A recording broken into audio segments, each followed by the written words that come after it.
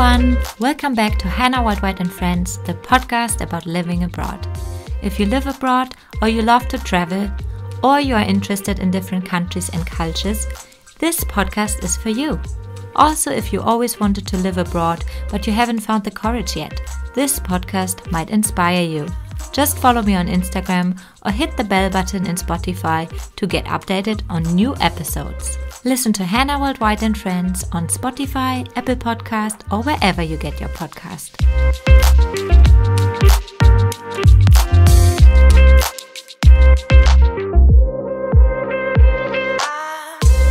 Hi everyone, please welcome with me Ana Johann from Brazil.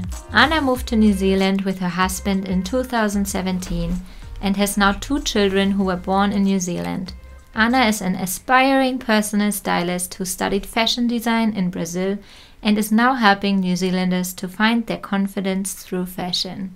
I will also highlight the link of her contacts in the show notes below. Hi Ana. Hi, how are you? Very good. Thank you so much for coming in tonight for this new episode. I'm very excited to squeeze all the answers out of you. Oh, thank you for the invitation. I'm really happy to be here as well. Thank you. So usually the first question is kind of always the same, and there's no exception in your case.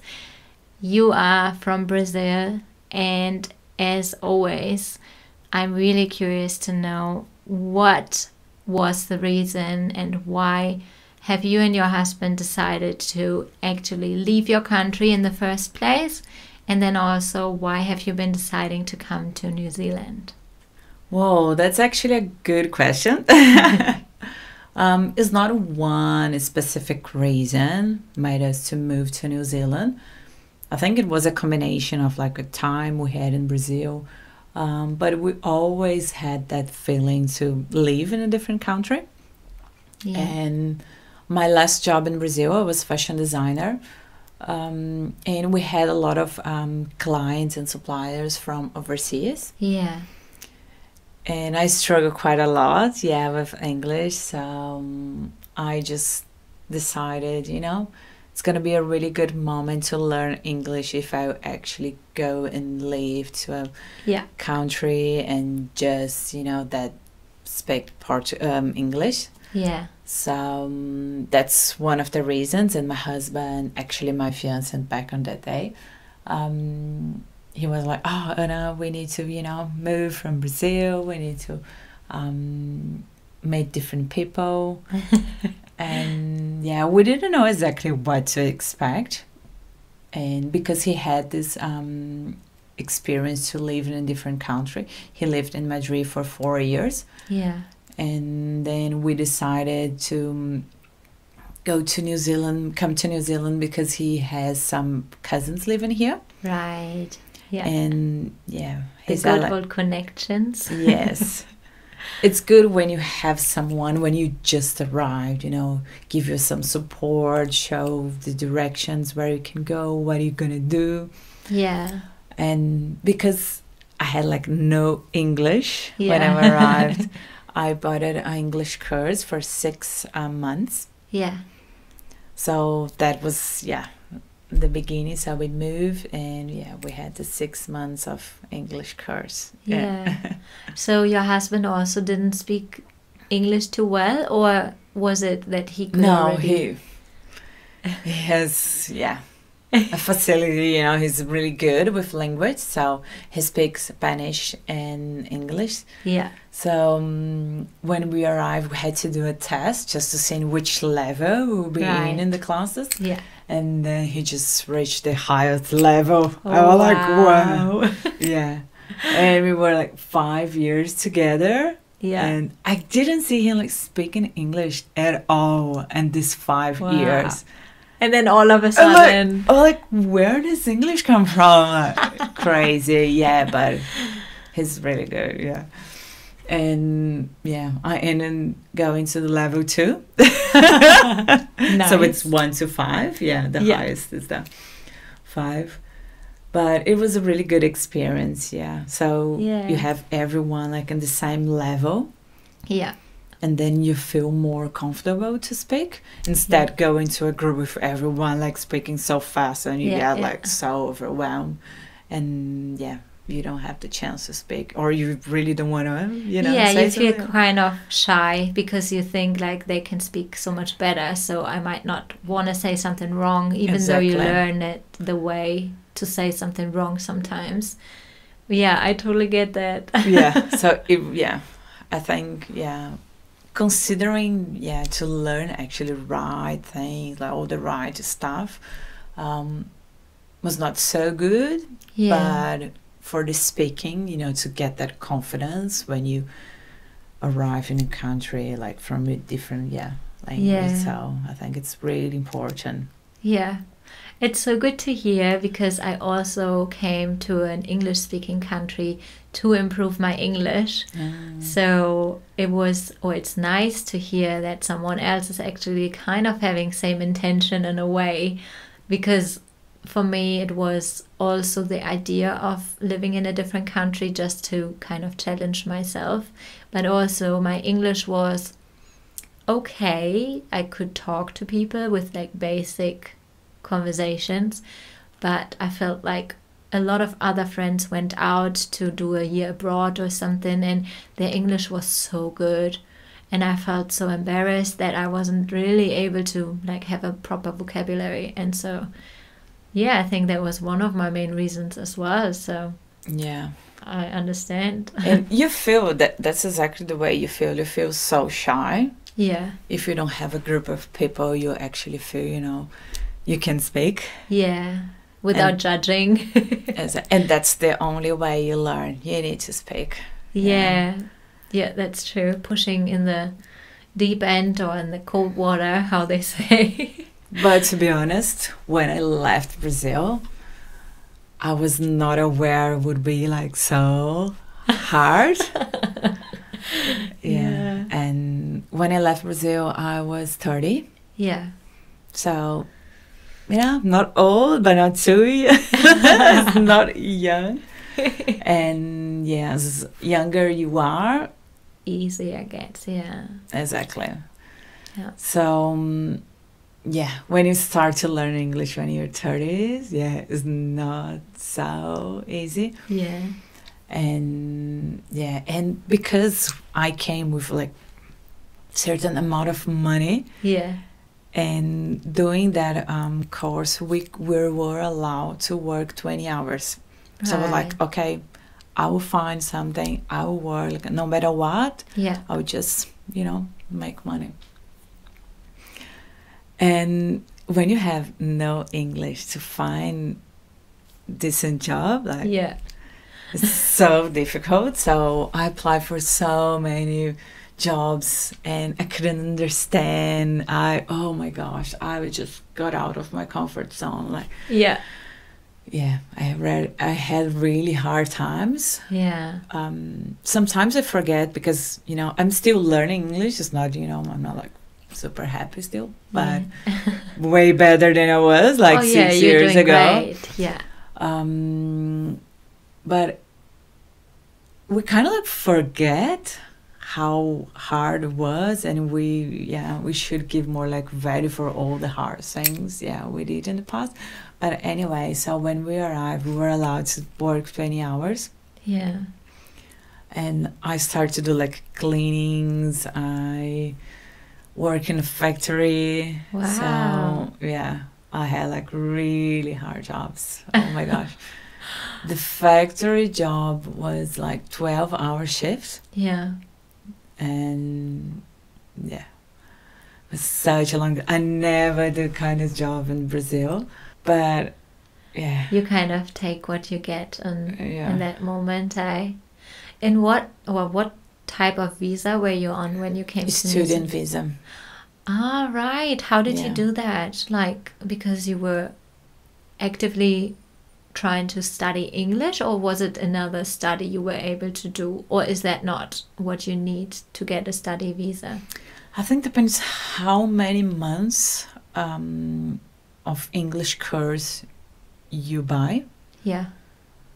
I think because we got for 6 months, that's where you are allowed to work 20 hours. Right. I had no idea. Yeah, I'm not too sure. I can't remember exactly. But we decided for that particular course because of we could work. Yeah. We brought money, but not enough to live the 6 months. And of course, we want to travel. Yeah. We want to buy stuff here. So we thought, and the best way to learn is actually work. Work in a place, talk to people. And be constantly around the language. Yeah. That helps. And because my husband is from Brazil. Yeah. His cousins are all Brazilian as well. So we speak a lot of Portuguese at home. Yeah. So I needed that time to, actually have no choice but using it. Yeah. Yeah. I guess that's where I was lucky as well, that most people I was surrounded by were not from Germany at all. So I had my first flatmates were from France. Then we had some Indians moving in. Then we had some Kiwis living with us. And later in my job, which I got 3 months after I arrived, they were from all sorts of places from around the world. So there wasn't like that moment of comfort. I had no German person in my workplace. I had no German person in my place where I was living. So I was like, okay, I have to, I guess. That's a good push. Yeah. If you want something, you really need to learn. Are you on a permanent resident now, or are you on a resident visa, or what's your current visa status? Yes, we are on a residence permanent visa. Yeah. Waiting to apply for citizen. So I think we still have like 1.5 years, and then we are able to apply. Yeah, that's awesome. Yeah. Oh God, especially it's like having a family as well. It's so much more important to have that stability, right? Yeah, I remember most of my friends with their kids. It was so nerve-wracking to actually not be sure, can you stay in the country? Will you get the residency? And now having permanent residence and then being able to apply for citizenship, that's really an achievement as well. Yeah.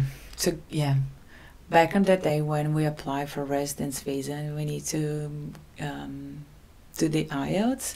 I wanted to ask you. Like, oh my gosh, yes. How did that go? Especially starting with level 2. I had so many hard moments. If I actually start to think, everything I passed here in New Zealand. Because at the moment, my life, like, busy with kids and my job, you kind of, like, forget things, But it was super hard, really hard. And do you also have to have 6 points? Yes. So I applied as a partner. Yeah. So my husband was the main one of the visa. Yeah. So you have to achieve different points. Right. So I think for me it was 5.5 or 6. Yeah. And then him like 6. I can't remember exactly, but for him was like higher level. So lucky me. Especially he was already so good, so no problem at all. No, it was And did you just achieve it, or you were quite comfortable in what you needed to get? No, I just achieved it. I think, I needed to get like 5.5 and then I achieved 6. Yeah. Yeah, and on the speaking part, they give you, a question. Yeah. Have you done the IELTS? Yeah. Okay. Yeah, I was terrified. Oh my gosh, you get like so nervous because it's not the IELTS. We wanted to apply for the residence visa. Yeah. And we needed, that certificate to be able to apply. Yeah. So it was a lot of things involved. Yeah. Yeah, a lot on the, So if you fail, you have to redo, and it's money. I think it was $200. Yeah. And yeah. So I'm like, okay. So I studied a lot. Yeah. And it's hard because I think I was 30, 32. And I'm like, I didn't want to study English anymore. I didn't have time. I work like full time. His life anyway, so I stopped study for like 2-3 weeks, really hard, like doing all tests. But anyway, so on that speaking part, they asked me a question and I understood wrong. So when I read, I think I understood lawn, but for some reason, law was like a grass. Yeah. And then it was law of like law. Ah, yes. And I was like, answering the question, talking my grandma's law, and then she looked at me, are we talking about law? And I looked at her, and then I got it. What was the question? Yeah. I was like, oh my gosh. So I changed the subject quickly. Yeah. And I think because I was able to speak a minute, I think it's 1 or 2 minutes, and change the subject so quickly. Yeah. Maybe I gained some points because of that. Honestly, it really reminds me on something I experienced. I did actually my IELTS exam in Berlin because I applied for a job and they wanted someone permanent.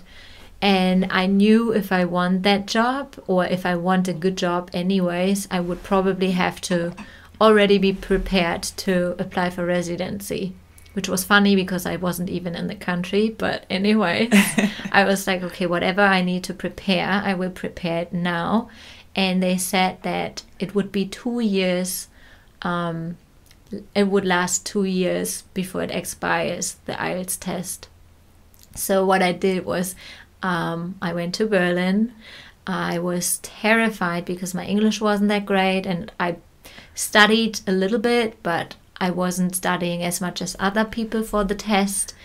And I went there, and like the listening part, horrible. I knew in that moment when it was so hard. Bad, right? I knew in that moment, that was the word I needed, and I didn't hear it, and I messed it up.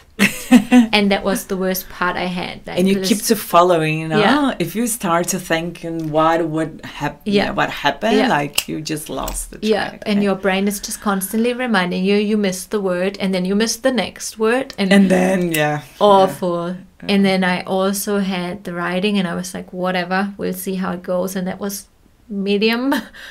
And then the talking, and as you said, I also misunderstood a word.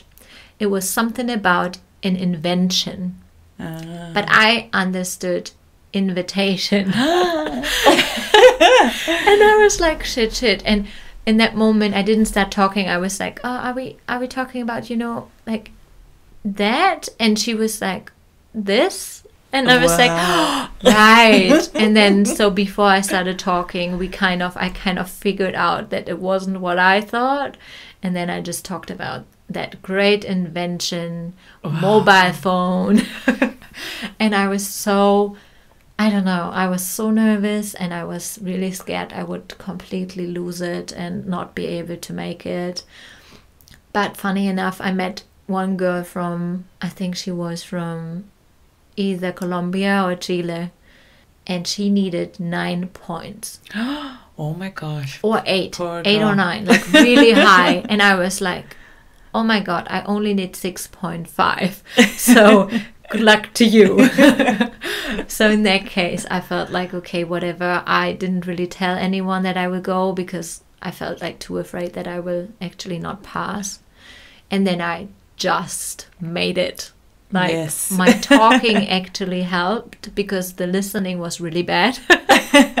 And then the talking was a 7, and that's how I got my pretty good. 6.5 just. So same experience. I was so nervous. I think they put in balance, because you don't have like if you misunderstood, Yeah. you don't have that time to think about it. Yeah. What are you gonna say? So you have to be, Yeah.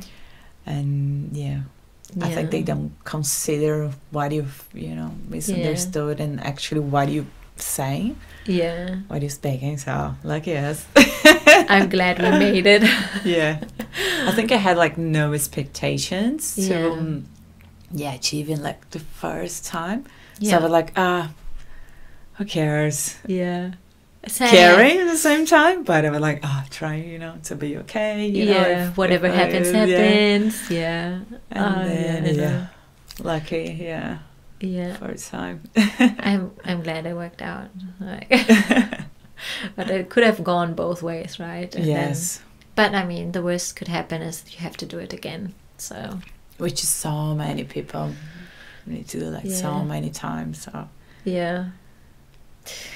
But what I'm actually really, really curious about as well is you mentioned that you mainly came to New Zealand because of your interest in living in a different country, mainly because you also had like people from different countries approaching you with your job, and you just felt like, okay, it's time to kind of learn a little more skills and improve my English.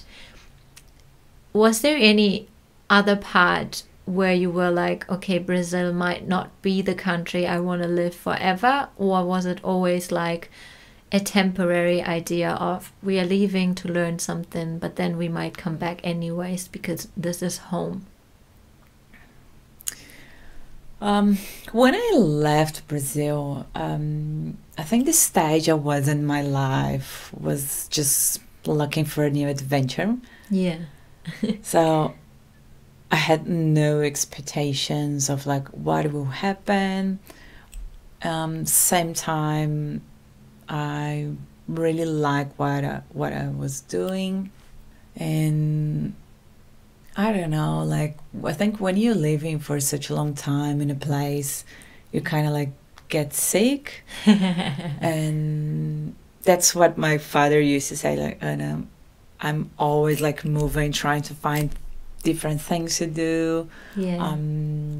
I left home when I was 18, so I moved to a different state. So after then, I never actually get back home. I was like constantly moving to different places. My university was a different place where the city I lived. So I was like always moving around. So I think that's part of me. Yeah. And Brazil can be really dangerous. It's an amazing place. It's amazing people. All the beaches are incredible. Yeah. Such a good vibe and energy over there. Yeah. But yeah, really dangerous. So it's hard to live in a place which you feel constantly thinking someone can just jump and then something will happen. So you see so many things happening around. I didn't have car when I was living there, so I used to take bus every morning. So I had once someone like just early morning install my phone and my money.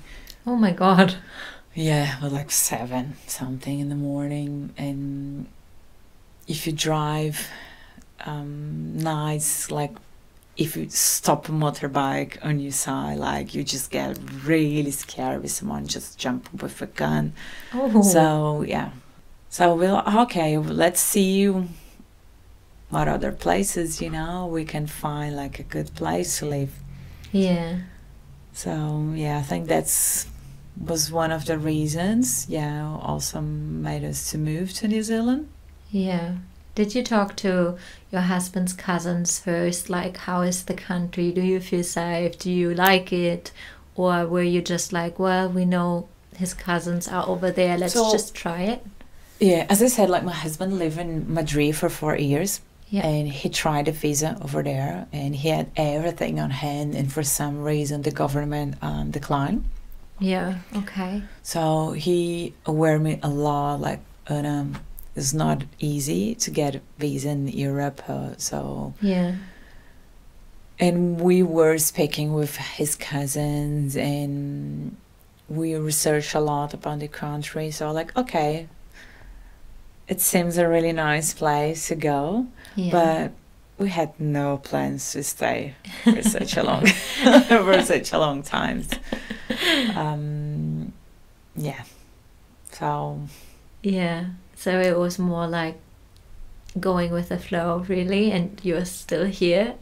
Exactly. And first, like when we moved to Hamilton, which where we are right now. Yeah.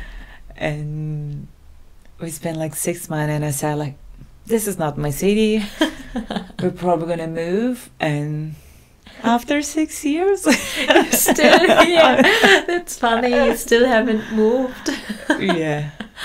Oh God. Yeah. But is there another city in New Zealand you could potentially imagine living? Probably Tauranga. Yeah. Wellington. I would love to move to Wellington, but everyone like, oh, the weather is not good over there. So windy. Yeah. Yeah. We have been there twice, which we really liked, and the weather was okay. It was not shitty as everyone says. So my experience was really nice, you know, especially because I worked with fashion like for such a long time. I really love fashion. Yeah. So I can see a lot of, you know, people walking in the streets, like really dressed up, like really modern ways, and like the street style completely different than here. Yeah. And yeah, that's a place I would love to live. Or Christchurch, but I never have been in Christchurch before. Right. Or potentially Auckland. Yeah. Just a little more is going on, especially for a person who is like in fashion. You need kind of a little bit more kind of action. Yeah, and everyone says, but Auckland is too busy, but really, I came from a capital in Brazil. Yeah, so not busy at all. No, I think Porto Alegre, which we came from, is like 2 million. Yeah. Yeah, so that's like exciting. half of. It's almost the whole country. Yeah. Yeah. I spent an hour to get at my job, an hour to go back home. So it was crazy. The traffic was insane. So every time we go to Auckland, it's not that bad. Yeah. Like even if you have like the traffic, it still moves, and you know maybe you waste 15 minutes extra, but that's nothing. Like yeah. in Brazil could be like hour and a half. Yeah. 2 hours, really, occasionally, but could be, so. Yeah, if you're used to worse, then that's really not that bad. I get that. So coming to your business, so I'm really, really, really excited to talk about you being a personal stylist, so being finally back into your passion, which is fashion. Which took you a little bit of kind of moving back into that space and settling in New Zealand so that you were able to. But that's also how I found you. Yes. I was looking for someone, like always every girl dreams, probably not every girl, but a lot of girls dream to actually have their personal stylist and go out shopping with someone who really knows what they are doing. And in that moment, I was just so ready for a little change. And then really, what a surprise finding you in Hamilton. I did not expect any fashion person to be in Hamilton and so close to me as well. Yeah, we're basically neighbors. So that was pretty awesome. And I'm interested to know, how did you manage to be kind of now moving in, or to be an entrepreneur, to move into your own business? I want to know all about what kind of experience there were, what restrictions, if there were any restrictions, especially for you not being a New Zealander, or if it was easy enough because you're a permanent resident, like just the whole story of building up your fashion business. Yeah, it was a long process. as I said, I had no English when I arrived, so it was a long process to get where I am right now. Yeah. I started like with the basic, jobs, like coming from like a fashion designer in the head, so go and clean houses, work in fabrics. But I was like, I think I'm an easygoing person, so I think make things, I would agree. easier.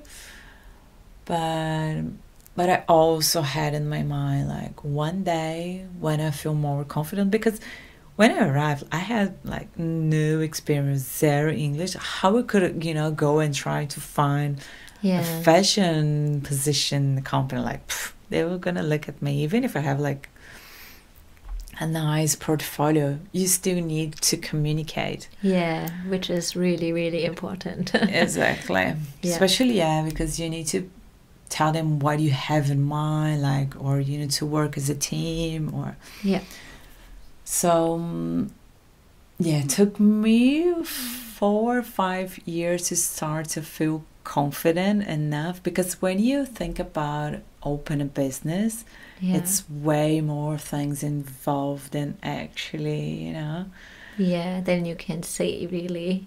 Exactly. So I had 2 years the business on mine to actually start. And everyone was, Ana, you should open your business. Go, we start, like, give me all the support. But in my mind, I was not ready. And especially in Hammond, was no job opportunities for the fashion industry.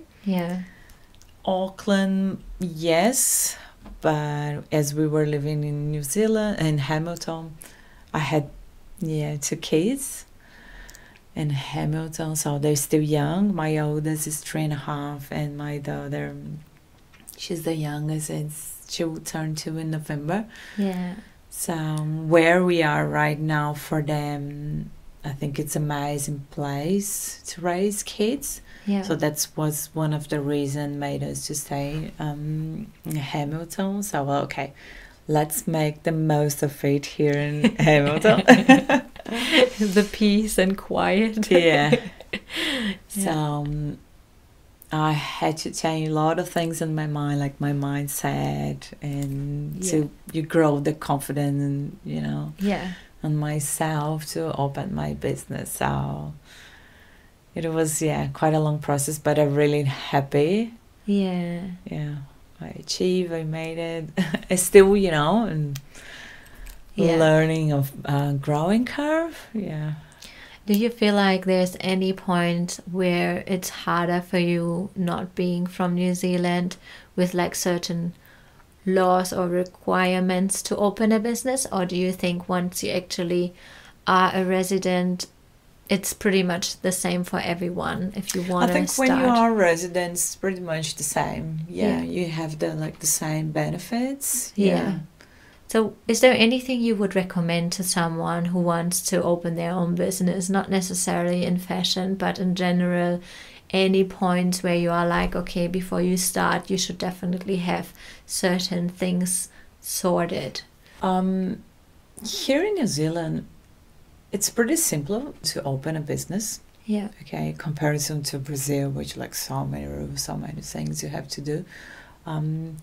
Today, I currently work as a solo trader, so it's not too many rules involved. So, but when you open your own business, you need to have in mind it's everything anew.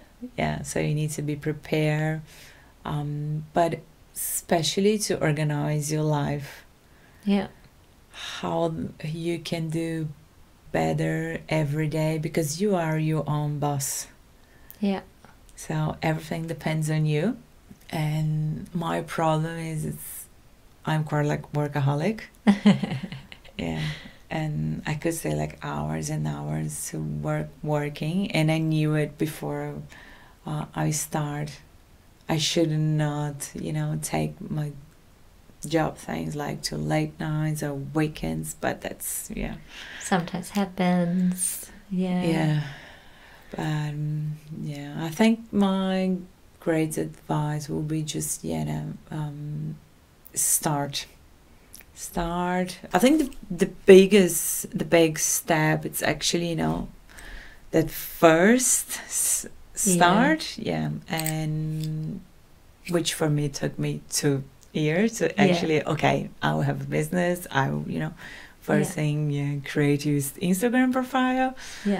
So you never will have like everything perfect and ready when you start. And so my advice is just like start, and then you get better like while you work or during the process. Is there much bureaucracy involved? Or because I know in Germany we are the country of bureaucracy, I think. So much paperwork, and you need like a license for this and an approval from this council for that. And here in New Zealand I feel like it's easier in many ways to purchase things, to buy a car, to buy a house. So how is that with your own business? Is there lots of paperwork involved? No. As I said, I work as a solo trader. So you can apply. That's actually my husband's job. He does. He helped me, with all the things. But usually you have, the, how do you call it? A counter? No. Accountant? Yeah. Someone help you. And then, you don't need to actually open the business. You can apply everything through your IRD. Oh, okay.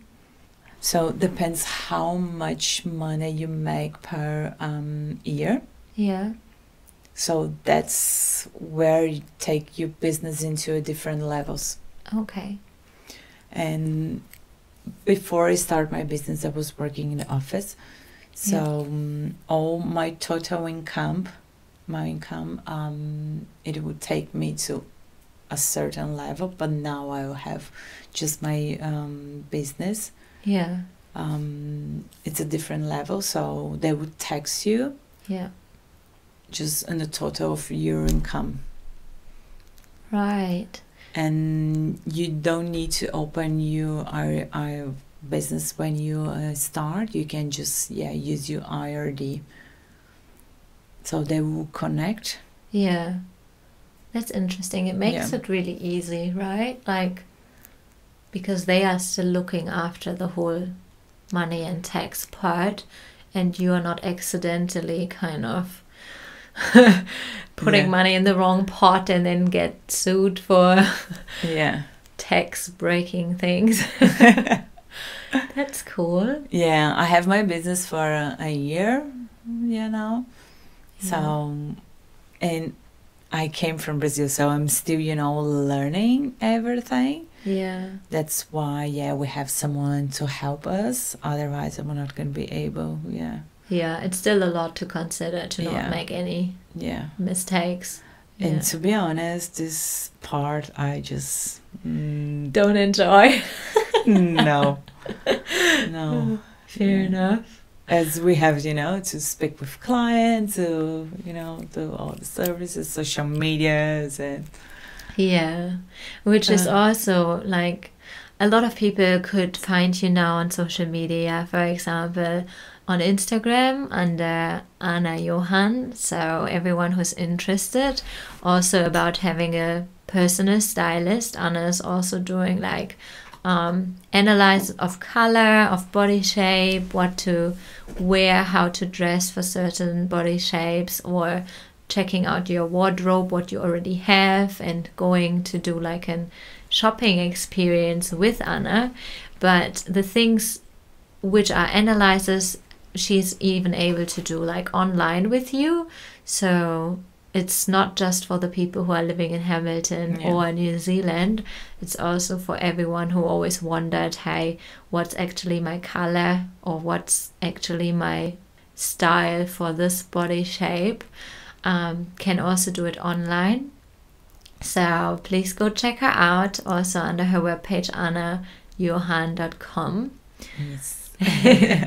And yeah, I can just say, because I feel like I had to try it out before I could recommend anything, and I really enjoyed it. So it was such a great time going out and shopping with you, and I really love the pieces I bought, and just have a different way of looking at fashion again, because I have to admit, I wouldn't say I looked horrible in what I was wearing, but I felt like I was just going for basic and casual all the time, and I knew I would wear the wrong things for my body shape, but somehow you still always go to the things which are the comfort zone. So actually having you telling me, okay, this is actually making you look slimmer instead of bigger, and just really, this is your shape, you should show your curves or whatever. Now I'm actually more interested to go out and shop again. Oh, that's so nice. Which is actually not too good for, the wallet. But I haven't really spent much money on fashion in a long time. And now every time I actually walk in the mall, I'm like, oh, don't look left or right. You would see something you really like. So it's nice to have that feeling of, enjoying fashion again. So thanks a lot for that. So it was really nice, yeah. How do you enjoy connecting with all sorts of people from different backgrounds, especially here in New Zealand? So many people are from all over the world. How do you enjoy that personal contact with your clients? It's really nice because everyone comes, with a different culture, different way they live their lives, and the way they dress themselves. So I love to connect and learn more about people. I think that's my passion. Yeah, especially empower women. Yeah, make them feel better. That's really things make me feel really good. Yeah. But one thing you said, like, are you feeling getting passion again to look around and shop again? Nowadays, if you go for shopping, you can feel like so overwhelmed. Yeah. It's just so many things going around, like so many new collections. Yeah. Every month. So if you know exactly what works for your body shape, you get overwhelmed, or you go just for the comfort zone clothes. So I think when you definitely learn your colors, or you learn what works for you, that's when you get that confidence and you get that passion back too. Yeah, that's so true. I mean, now I can totally approve of that. Like, I'm kind of living proof. And it was interesting to see, like, I always felt like I was buying good clothes and no one would ever tell me I wouldn't be dressed nicely. But I never felt I was put together nicely. It just never really made like a whole picture. And I always told myself, well, I'm just not really fashionable, I'm not too interested, and I look alright. But it's actually nice to dress up nicely. Like, it doesn't have to be a fancy dress or whatever. It just has to be something which looks well put together, which exactly. I never was really having a belt or anything. So the difference a belt can make to a whole outfit. Yeah. And also, it's not just for women, right? Like, men have sometimes same issues. They just often don't care as much. But it applies pretty much to every person who kind of feels like, I'm not really into fashion, but I really would want to improve how I look. Yeah. So I really want to start to work with men's, but I think it's just, something you need to advertise more, make them feel confident. Yeah, it's not as common as a woman going out and saying, I want to have a personal stylist telling me in what I look good. Yeah. But I had few comments like, oh, Anna, do you do like color analysis for men? Or, oh, I would love to, have some help to go for shopping, because they usually wear just black or like neutral colors, just whatever works. They don't take the time, go and find a perfect color, or like go for like many different shops. Yeah. They just go for like that, straight to the one they usually buy, and that's it. Yeah. So have someone to showing, different pieces of clothes or different colors, make them try different outfits. Maybe they'll help. Yeah, even my husband's asked sometimes, and I still haven't done his color analysis, which he's asking me all the time. But I can see like a nice area which we definitely should start. Yeah. Or, and I mean, you said you just started a year ago, right? You will have so many different avenues you can actually go to. Where would you want to move into in maybe the next 5 to 10 years? Whoa. like an interview question at a job, where do you see yourself in 10 years? I would love to have maybe a course, something I could help more women around the world.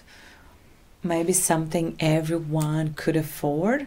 Yeah. Because I know it's not possible for everyone to get an styling consultation. Yeah. So maybe just some like courses or like material, something could help everyone to feel good about themselves. I think that's a really thing I want to achieve. Yeah. Maybe soon. Let's see. Yeah. Maybe I work as a fashion designer for so many years. I never thought to have my own brand. Yeah. But yeah, maybe one day. That's interesting. Yeah, who knows? It would be pretty cool. Because sometimes I imagine in some particular clothes and you're not able to find. Yeah. So yeah, I had like so many friends like, oh no, why you never, make some pieces, like, oh. I'm definitely going to follow you around just to see what happens. It would be really nice to see how it grows and how it just becomes more popular, and how people actually take that chance of getting help and feeling good in their body and feeling good in their outfits, and also seeing if you're actually going to then spread worldwide even more and help other people. And I also always listen to a podcast called On Purpose with Jay Shetty, and they always say, try to find something where you can serve the world with your talent. And as you said so nicely, like, you want to help people around the world feeling better with themselves. So that's such a nice way of serving the world, right? With your talent of fashion and of that passion about fashion. Yeah, so, because when you think about fashion, you don't need too much to dress well. Yeah. Like, you don't need to buy expensive brands, expensive clothes. You can go like in op shops, like go in second hands. Yeah. It's just having the knowledge what flatters your body shape. I think once you know, you can buy whatever. You can go to Kmart and dress really well, and anyone would know. And you wouldn't go for the pieces which are not fitting anymore, like buying random pieces which are not really belonging to your wardrobe. Or for some particular people, like the colors, they really make the huge difference. Yeah. I had a client from Australia, I think it was 2 weeks ago, and she had like the opposite colors in her wardrobe. Like it was dramatic difference when she started to wear her colors from the color palette. Like she looked like so stunning. Like her skin color looks amazing, and you can see in her face, she's glowing. Yeah. And you don't need money for that. You just need to know what works for you. Yeah. Yeah. And just really passion. Yeah. That's nice. Because when you say you work with fashion or you personal stylist, sometimes people think, yeah, just being superficial. Yeah, but it's way more than that. Yeah, it's like about self-esteem.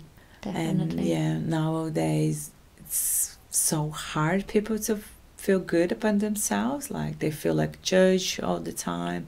Yeah. Or they're trying to hide the body shape because they think, they're too fat or too dead or, so...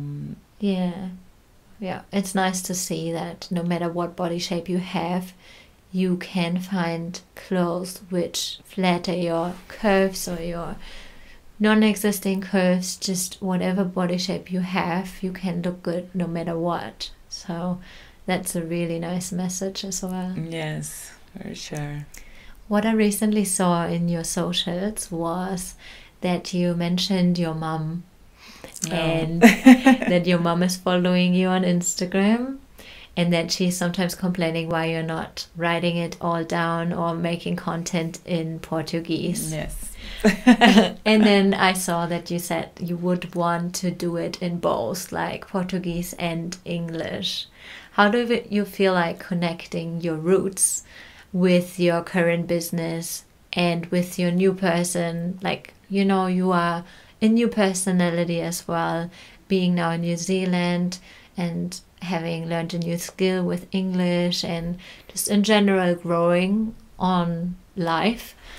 Yeah, it will be a big step.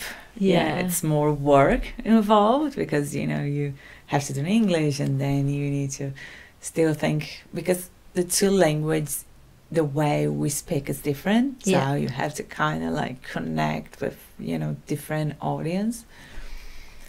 But I have lots of Brazilian followers on my page. Yes.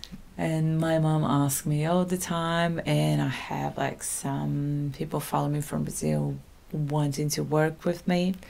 Yeah, nice. Online. So I know if I have more Portuguese in my page, people get more connected. Yeah. Yeah. And that will open some doors to, maybe work a few months in a year in Brazil, so have this flexibility to spend the time in Brazil and have my my business growing still here. Yeah. Which was one of the things. I also decided to have my own business. To have this flexibility to travel more. My parents, they miss a lot my kids. Oh, yeah, I can imagine. Yeah, they ask me all the time, to go back to Brazil. Yeah. My dad really insists, to actually move back. And is that something you are contemplating about? No, not yet. Maybe, who knows the future, but at the moment I think we want to get the kids into the school here. Yeah. Learn a good English, and then maybe in the future, because at the end of the day, English it's the first language speaking in the world. Yeah. So we know for them will be a really better future. Yeah. If we stay here. Yeah. In New Zealand.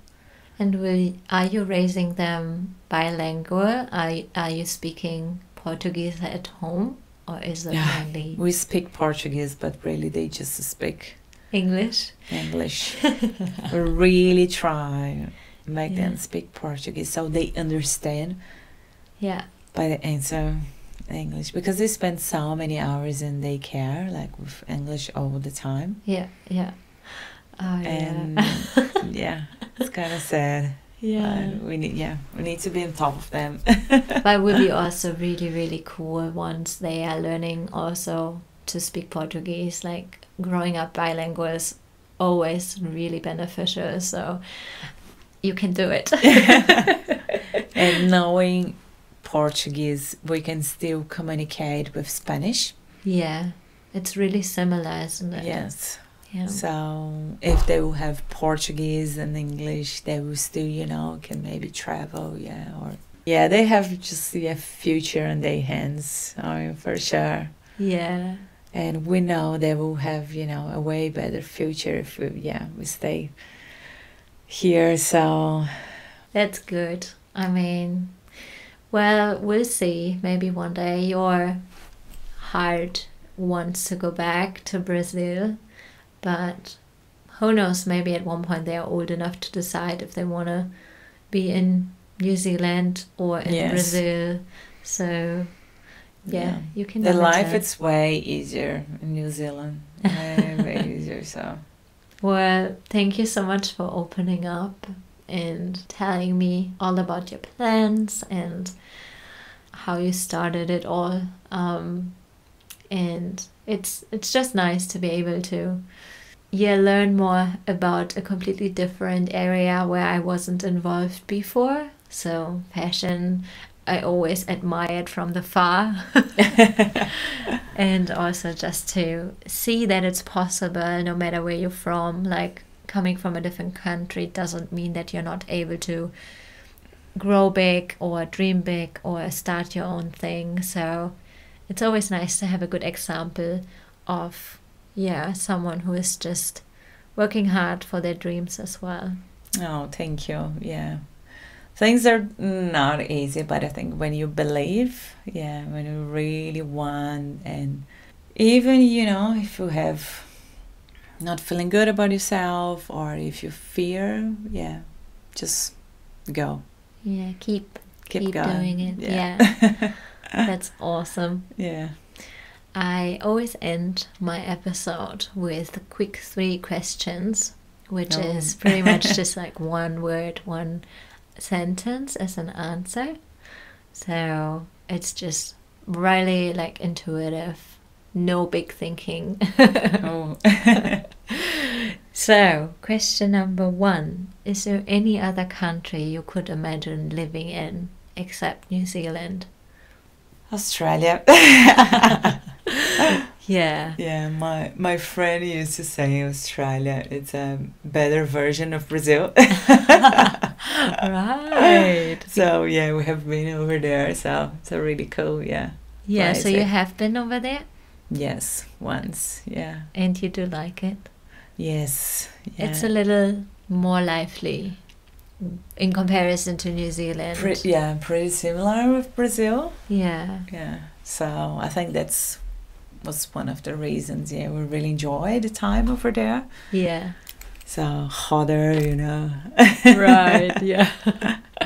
Yeah, I wouldn't mind that. And do you have like really venomous animals in Brazil? Probably, right? Like venomous snakes. Not crazy as Australia, but yes. Yes. But where I come from, which is the south of Brazil, is not that bad than the north. Yeah, that's good. So we still, you know, have spiders, we have snakes and all the like dangerous things, but not like as a which is also like in Australia, people say in Queensland, it's, for example, more where all the animals are which want to kill you, and then like in the cities, and it's usually not that bad. You rarely see any of the snakes, and you don't really see the big huntsman spiders, which I'm actually... Like what I heard, like in Australia, like any place could be, you know, a place... and a dangerous spider coming. And kill you. Oh God.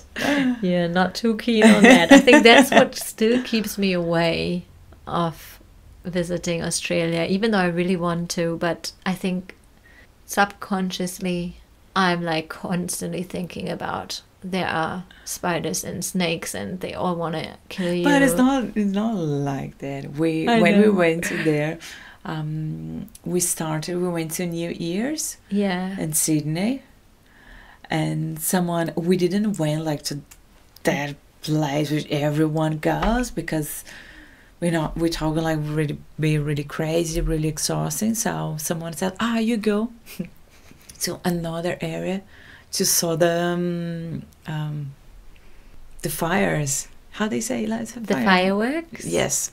Yeah.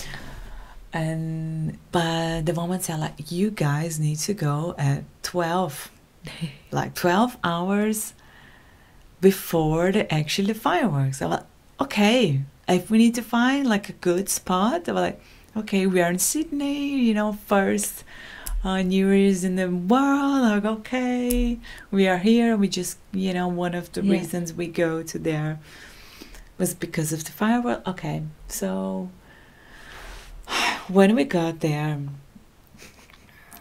10 hours before, it was like anyone was there, and everyone started to come like after 8 p.m.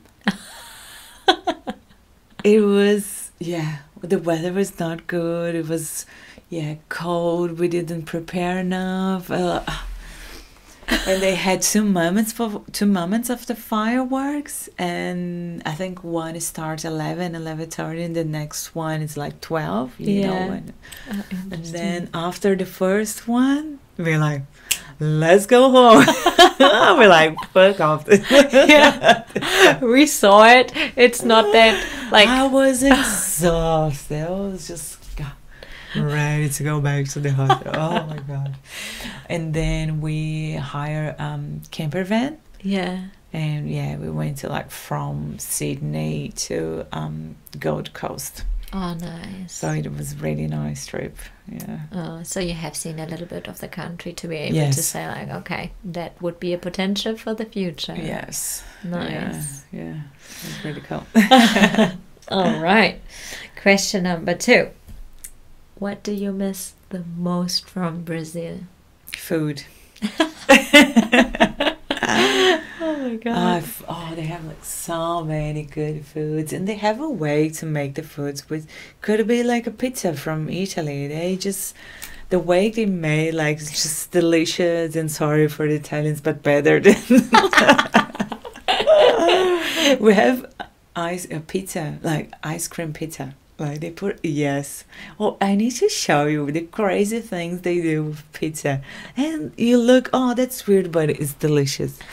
It's ridiculous. So I miss the food. And that came out really quickly, so you really must miss the food. But it's so funny how most people say at the end that it's usually food related, or food they say they miss the most, because, and I mean, everyone thinks probably their own country has the best food, but it's so funny how that's our most comfortable food. We have that as our childhood memory, and we think that's just what keeps us going. That's the best food in the world. Yes. Which I love. Like, it's nice because at least you can go and you get it, right? It's not completely lost forever. So, all right. Last question. What do you love the most about New Zealand? I think you have like way more good opportunities here.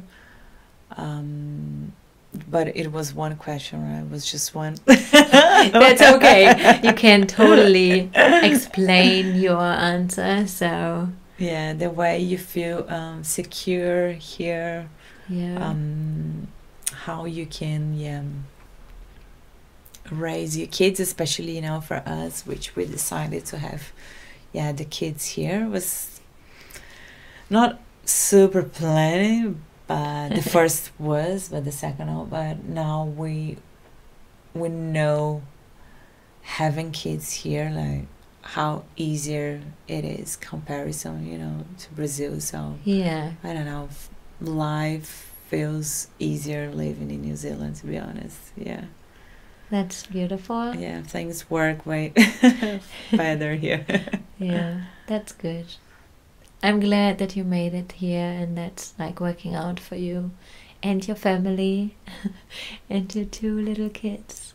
So thank you so much for everything, for the interview, for the nice experience to actually go out and do the full shopping experience with you. And as mentioned, everyone who's interested in it, please check her out on anajohann.com.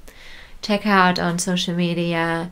I will link everything in the show notes, and just have a look if there's anything you always wanted to know, and Anna will be able to help you out. So thank you so much, Anna. Thank you for having me. Yeah, it was amazing to have this chat with you. And thank you. So everyone, I hope you guys enjoy this episode, and wherever you are, if you are on the road or if you are at home, whatever you do, I hope you enjoy this, and I wish you all a very good day. Bye bye. Bye.